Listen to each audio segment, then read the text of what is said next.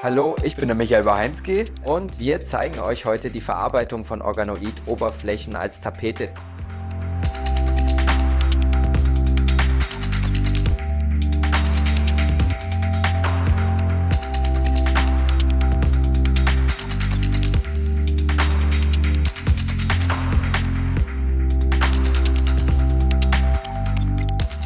Wir haben jetzt unseren Untergrund, unsere Putzwand mit der Planix geschliffen, mit einem 40er Papier.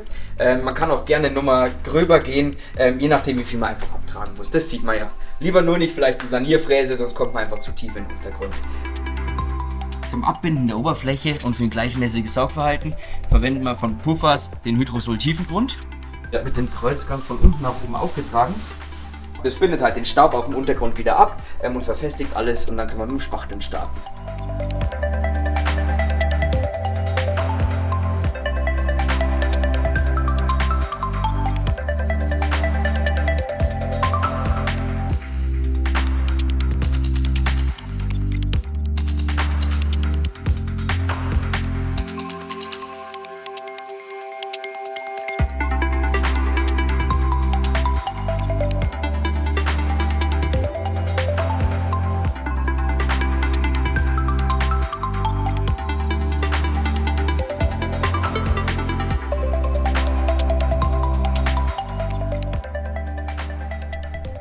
Die Wandfläche haben wir jetzt halt gespachtelt, geschliffen und noch einmal abgesaugt. Hinterher haben wir jetzt halt schon ein relativ gutes Oberflächenbild.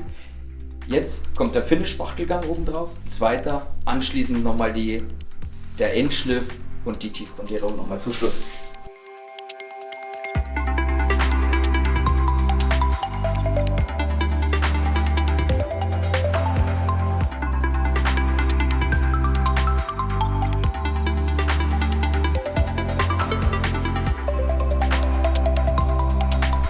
Nach dem letzten Spachtelgang und einem Endschliff mit einem 220er Körnung wird nochmal ein Tiefgrund aufgetragen zum Abbinden vom Untergrund. Wieder ein Kreuzgang, wieder wie am Anfang.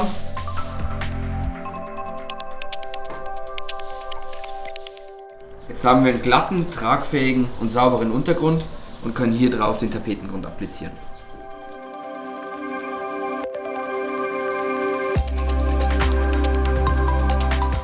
Um den Untergrund zu egalisieren, Farbtonunterschiede zu vermeiden und eine gleichmäßig saugende Oberfläche zu erhalten, verwenden wir den Tapetengrund von Puffers. Er ist gebrauchsfertig eingestellt, wird nur einmal aufgequirlt.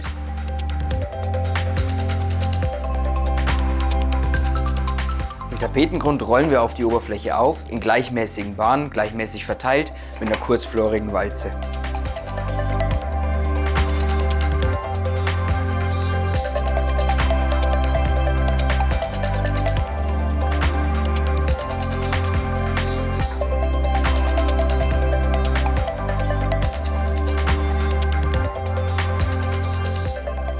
Jetzt hatte unser Tapetengrund Zeit zum Trocknen.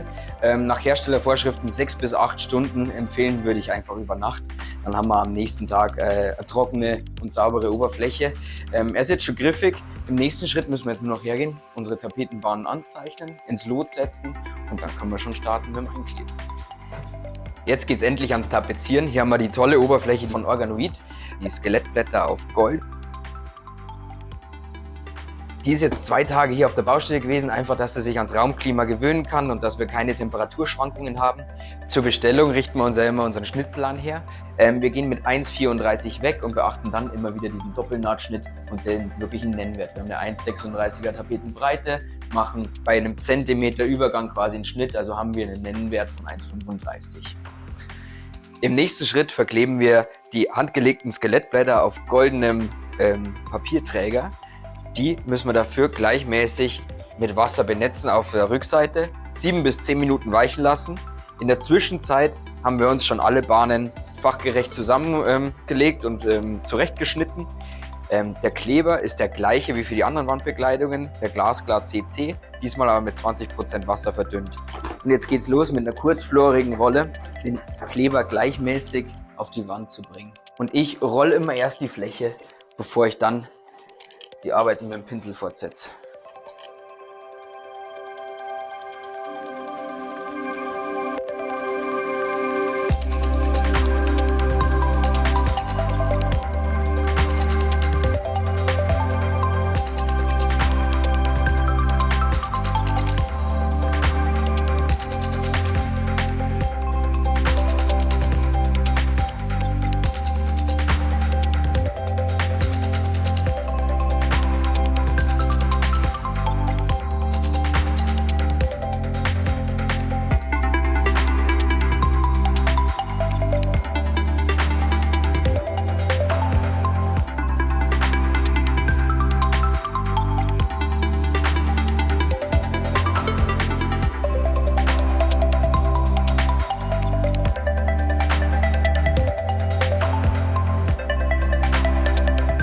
Jetzt setzen wir einen Doppelnahtschnitt. Die Bahnen sollen um 2 cm überlappt werden, also immer wieder den Laser auf 1,34 ausgerichtet und nur so viel Druck, dass wir durch die beiden Tapetenbahnen schneiden und nicht den ganzen Untergrund aufschneiden.